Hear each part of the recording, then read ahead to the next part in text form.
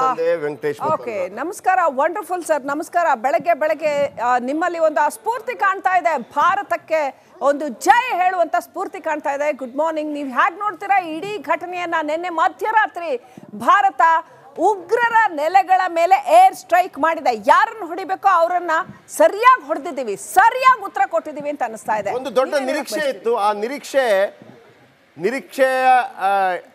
ಏನು ಏನು ಏನು ಹೇಳ್ತೀವಿ ಅದಕ್ಕೆ? ಅವ್ರು ತೋರಿಸ್ತಾ ಇದ್ದಾರೆ ವಿಕ್ಟ್ರಿ, ವಿ ಫಾರ್ ವಿಕ್ಟ್ರಿ ಅಂತ. ಎಸ್, ಖಂಡಿತ. ಅನುರಾಧ್ ಅವರೇ ಮಾತನಾಡಿ, ವೆಂಕಟೇಶ್ ಸರ್ ಮಾತನಾಡಿ. ಈ ಸಂದರ್ಭವನ್ನು ಯಾವ ರೀತಿ ಸ್ಮರಿಸ್ಕೊಳ್ತೀರಿ ನೀವು?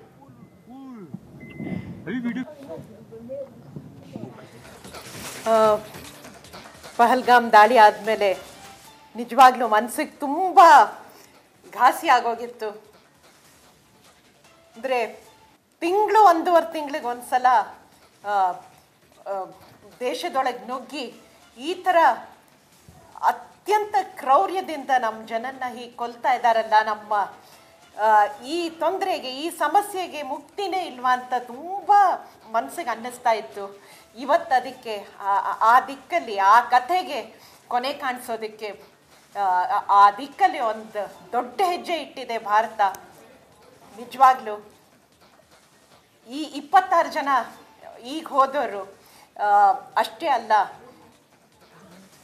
ಪಾಕಿಸ್ತಾನದ ಸಮಸ್ಯೆ ಶುರು ಆದಾಗಿಂದ ಸಾವಿರಾರು ಜನ ಸೈನಿಕರನ್ನ ನಾವು ಕಳ್ಕೊಂಡ್ಬಿಟ್ಟಿದ್ದೀವಿ. ನ್ಯಾಷನಲ್ ವಾರ್ ಮೆಮೋರಿಯಲ್ ಒಂದರಲ್ಲೇನೆ 26,000 ಜನ ಹುತಾತ್ಮರ ಹೆಸರುಗಳನ್ನ ಕೆತ್ತಿದ್ದಾರೆ.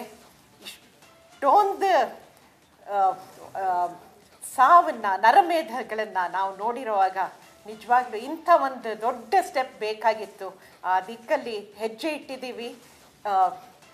ಈ ಪೊಲಿಟಿಕಲ್ ಲೀಡರ್ಶಿಪ್ಗೆ, ನಮ್ಮ ಪ್ರಧಾನಮಂತ್ರಿಗಳಿಗೆ ನಿಜವಾಗ್ಲೂ ತುಂಬ ತುಂಬ ಧನ್ಯವಾದಗಳನ್ನು ಹೇಳ್ತೀನಿ. ನಮ್ಮ ಆರ್ಮ್ಡ್ ಫೋರ್ಸಸ್ಸು ಬಹಳ ಪೇಷನ್ಸ್ ಇಟ್ಕೊಂಡು ಬಹಳ ಸ್ಟ್ರಾಟಜಿಕ್ಕಾಗಿ ಸ್ಟ್ರೈಕ್ ಮಾಡಿದ್ದಾರೆ. 9 ಜಾಗಗಳನ್ನ ಮಾಡಿದ್ದಾರೆ ಅಂತ ವರದಿಗಳು ನೀವೇ ಕೊಡ್ತಾ ಇದ್ದೀರಾ. ಅದರಲ್ಲಿ 4 ಪಾಕಿಸ್ತಾನಲ್ಲಿ, 5 POKನಲ್ಲಿ, 9 ಜಾಗನ ಬರೀ ಉಗ್ರರ ತಾಣಗಳನ್ನ ಹೊಡೆದಿದ್ದೀವಿ ನಾವು. ಭಾರತ ಮಾತೆಗೆ ಇದು ಒಂದು ಅರ್ಪಿತ ಅಂತ ನಾನು ಅನ್ಕೋತೀನಿ. ಭಾರತ್ ಮಾತಾ ಕಿ ಜೈ. ಓಕೆ, ಸೊ ವೆಂಕಟೇಶ್ ಅವರೇ ಹಾಗೂ ಅನುರಾಧ್ ಅವರೇ, ಇದು ಈ ಥರದ ಒಂದು ಆಪರೇಷನ್ಸ್ ಇದೆಯಲ್ಲ ಯುದ್ಧದ ವಿಚಾರದಲ್ಲಿ, ಇದು ಬರೋದು ನಮ್ಮ ಸೈನಿಕರ ಅಪ್ರತಿಮ ತ್ಯಾಗ, ವೀರ ಮತ್ತು ಶೌರ್ಯ. ಅವ್ರು ಏನು ಪ್ರದರ್ಶನ ಮಾಡ್ತಾರೆ, ವೀರತ್ವ ಮತ್ತು ಶೌರ್ಯಗಳನ್ನ, ಅದರಿಂದಾಗಿ ನಮ್ಮ ಭಾರತ ಇಷ್ಟು ಸುರಕ್ಷಿತವಾಗಿದೆ ಮತ್ತು ಇಷ್ಟು ಸಬಲವಾಗಿದೆ ಅಂತ. ಅಂಥ ಎಲ್ಲ ಸೈನಿಕರಿಗೆ ಏನು ಹೇಳೋದಕ್ಕೆ ಬಯಸ್ತೀರಾ?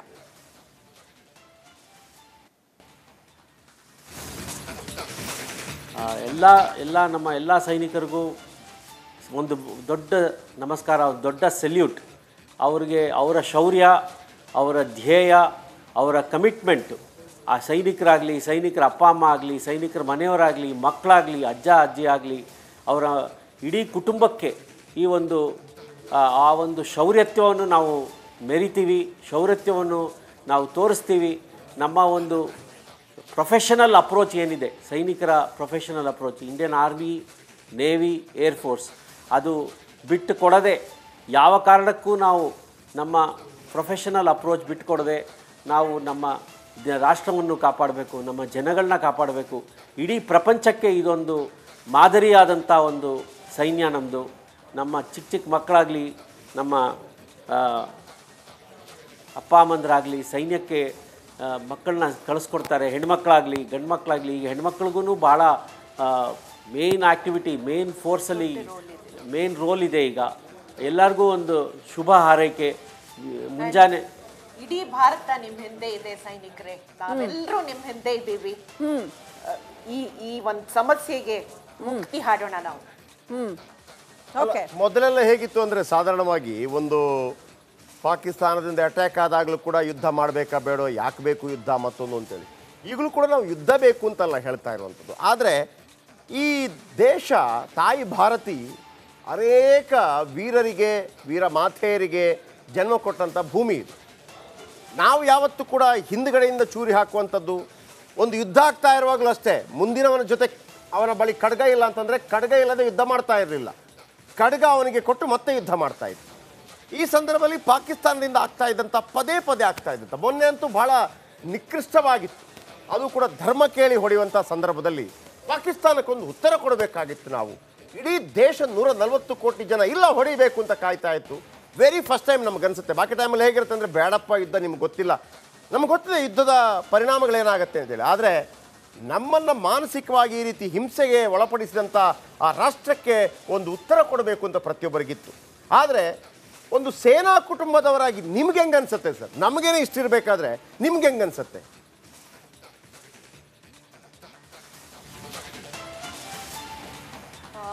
ನಮಗೂ ಸಹ ಅದೇ ಮನಸ್ಸಲ್ಲಿತ್ತು. ಇಲ್ಲ, ಇನ್ಫ್ಯಾಕ್ಟ್ ನಾನು ರೈಟರ್ ಕೂಡ. ನಂದೇ ಒಂದು ಪೋಯಮಲ್ಲಿ ನಾನು ಬರೆದಿದ್ದೆ, ಕೊನೆಯಿರದ ಕಥೆಯಾಗಿ ಕಾಡುವುದು ಕಾಶ್ಮೀರ, ಇನ್ನೆಷ್ಟು ದಿನ ಇನ್ನೆಷ್ಟು ಜನ ಅಂತ. ನಿಜವಾಗ್ಲೂ ಆ ದಿನ ಬಂತು, ಅದಕ್ಕೆ ಉತ್ತರ ಕೊಡೋಂಥ ದಿನ ಬಂತು. ಕೊನೆಯಿರದ ಕಥೆಯಾಗಿ ಇರೋದಿಲ್ಲ ಕಾಶ್ಮೀರ, ಒಂದು ಮುಕ್ತಿ ಸಿಗತ್ತೆ ಈ ಸಮಸ್ಯೆಗೆ ಅಂತ ನನಗೆ ತುಂಬ ಅನ್ನಿಸ್ತಾ ಇದೆ. ಈ ಆಪರೇಷನ್ ನಿಜವಾಗ್ಲೂ ಬೇಕಾಗಿತ್ತು. ಟೆರರಿಸ್ಟ್ ಅವ್ರಿಗೆ, ಪಾಕಿಸ್ತಾನ್ಗೆ ಇನ್ನೊಂದು ಸತಿ ಈ ಥರ ಭಾರತಕ್ಕೆ ಒಳಗೆ ಬಂದು ಭಾರತದ ಪ್ರಜೆಗಳನ್ನು ಹತ್ಯೆ ಮಾಡಬೇಕು ಅಂದರೆ 100 ಸತಿ ಯೋಚನೆ ಮಾಡಬೇಕಾಗತ್ತೆ. ಆ ಒಂದು ದುಷ್ಕೃತ್ಯಕ್ಕೆ ಅವ್ರು ಕೈ ಹಾಕಲ್ಲ ಇನ್ಮೇಲಿಂದ. ಆ ಒಂದು ಪಾಠ ಕಲಿಸಿದ್ದೀವಿ. ಇನ್ನೇನಾದರೂ ಆ ದುಷ್ಕೃತ್ಯಕ್ಕೆ ಅವ್ರು ಕೈ ಹಾಕಿದ್ರೆ ಇದೇ ಪಾಠವನ್ನು ಇದೇ ಮೂಲಕ ಇನ್ನೂ ಜೋರಾಗಿ ನಾವು ಹೊಡೆಯಬಲ್ಲವು. ನಮ್ಮ ಭಾರತೀಯ ಸೇನೆ, ನಮ್ಮ ರಾಷ್ಟ್ರದ ನಾಯಕರು, ನಮ್ಮ ರಾಷ್ಟ್ರದ government, all people, we are indebted to them today. Thanks to our leadership, thanks to our service people, forces, thanks to government. ಎಲ್ಲ ಒಂದು 9 ಸ್ಟ್ರೈಕ್ಗಳು ಏನು ಮಾಡಿದ್ದೀವಿ ನಾವು ಇವತ್ತು, ಎಲ್ಲನೂ ಪ್ರಿಸಿಷನ್ ಸ್ಟ್ರೈಕ್ ಅಂತ ರಿಪೋರ್ಟ್ ಬರ್ತಾ ಇದೆ. ಆ ಕೇಳಿ ನಮ್ಮ ರೋಮಾಂಚಕವಾಗ್ತಾ ಇದೆ ನನಗೆ.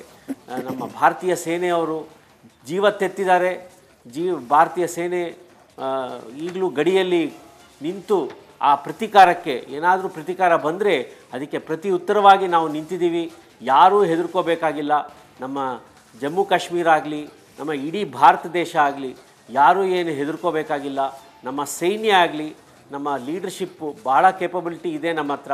ಈಗಾಗಲೇ ನಾವು ವೆಂಕಟೇಶ್. ಓಕೆ, ನಮಸ್ಕಾರ. ವಂಡರ್ಫುಲ್ ಸರ್, ನಮಸ್ಕಾರ. ಬೆಳಗ್ಗೆ ನಿಮ್ಮಲ್ಲಿ ಒಂದು ಸ್ಫೂರ್ತಿ ಕಾಣ್ತಾ ಇದೆ, ಭಾರತಕ್ಕೆ ಒಂದು ಜೈ ಹೇಳುವಂತ ಸ್ಫೂರ್ತಿ ಕಾಣ್ತಾ ಇದೆ. Good morning. ನೀವು ಹೇಗೆ ನೋಡ್ತೀರಾ ಇಡೀ ಘಟನೆಯನ್ನ? ನಿನ್ನೆ ಮಧ್ಯರಾತ್ರಿ ಭಾರತ ಉಗ್ರರ ನೆಲೆಗಳ ಮೇಲೆ ಏರ್ ಸ್ಟ್ರೈಕ್ ಮಾಡಿದೆ. ಯಾರನ್ನು ಹೊಡಿಬೇಕೋ ಅವರನ್ನ ಸರಿಯಾಗಿ ಹೊಡೆದಿದ್ದೀವಿ, ಸರಿಯಾಗಿ ಉತ್ತರ ಕೊಟ್ಟಿದ್ದೀವಿ ಅಂತ ಅನಿಸ್ತಾ ಇದೆ. ಒಂದು ದೊಡ್ಡ ನಿರೀಕ್ಷೆ ಇತ್ತು. ಆ ನಿರೀಕ್ಷೆ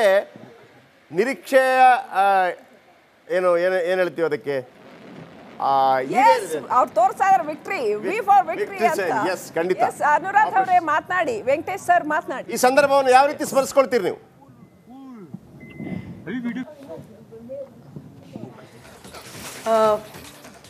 ಪಹಲ್ಗಾಮ್ ದಾಳಿ ಆದಮೇಲೆ ನಿಜವಾಗ್ಲೂ ಮನಸ್ಸಿಗೆ ತುಂಬ ಘಾಸಿ ಆಗೋಗಿತ್ತು. ಅಂದರೆ ಒಂದೂವರೆ ತಿಂಗಳಿಗೆ ಒಂದ್ಸಲ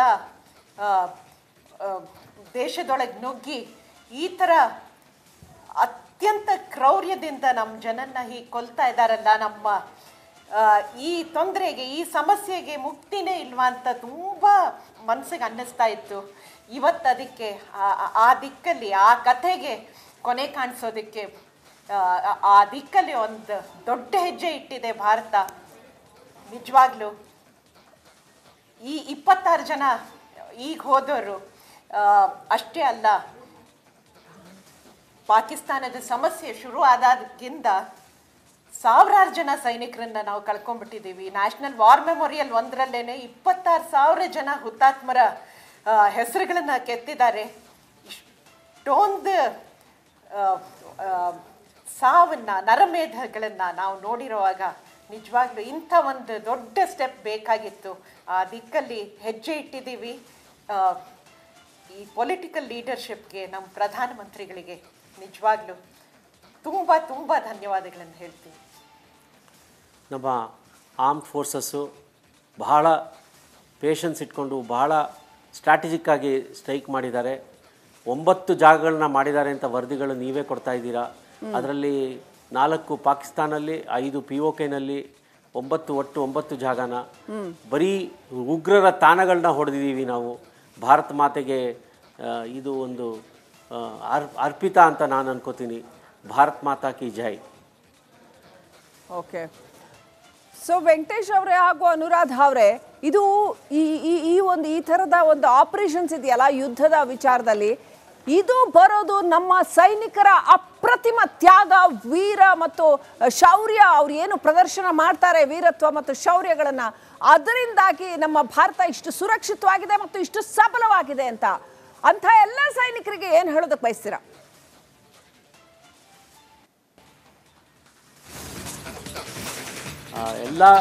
ನಮ್ಮ ಎಲ್ಲ ಸೈನಿಕರಿಗೂ ಒಂದು ದೊಡ್ಡ ನಮಸ್ಕಾರ, ದೊಡ್ಡ ಸೆಲ್ಯೂಟ್.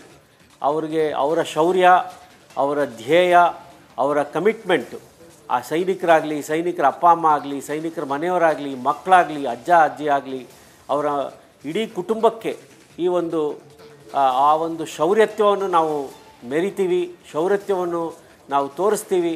ನಮ್ಮ ಒಂದು ಪ್ರೊಫೆಷನಲ್ ಅಪ್ರೋಚ್ ಏನಿದೆ, ಸೈನಿಕರ professional approach, Indian army, navy, air force, ಅದು ಬಿಟ್ಟು ಕೊಡದೆ, ಯಾವ ಕಾರಣಕ್ಕೂ ನಾವು ನಮ್ಮ ಪ್ರೊಫೆಷನಲ್ ಅಪ್ರೋಚ್ ಬಿಟ್ಟು ಕೊಡದೆ ನಾವು ನಮ್ಮ ರಾಷ್ಟ್ರವನ್ನು ಕಾಪಾಡಬೇಕು, ನಮ್ಮ ಜನಗಳನ್ನ ಕಾಪಾಡಬೇಕು.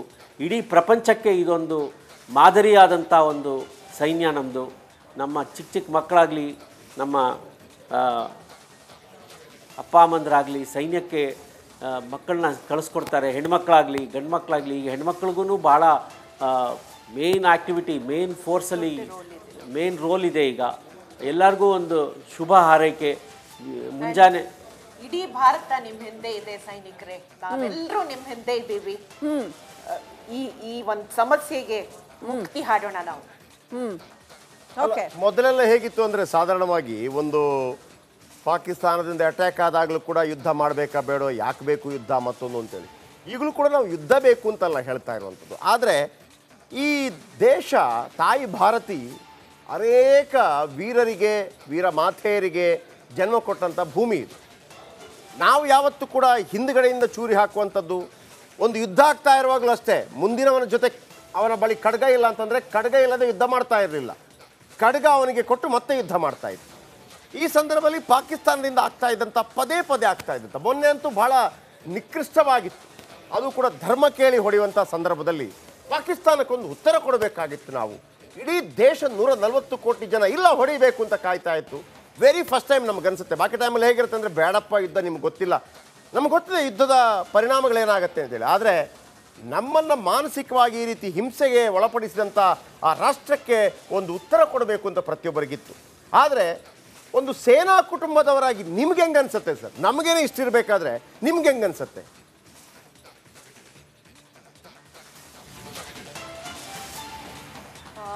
ನಮಗೂ ಸಹ ಅದೇ ಮನಸ್ಸಲ್ಲಿತ್ತು.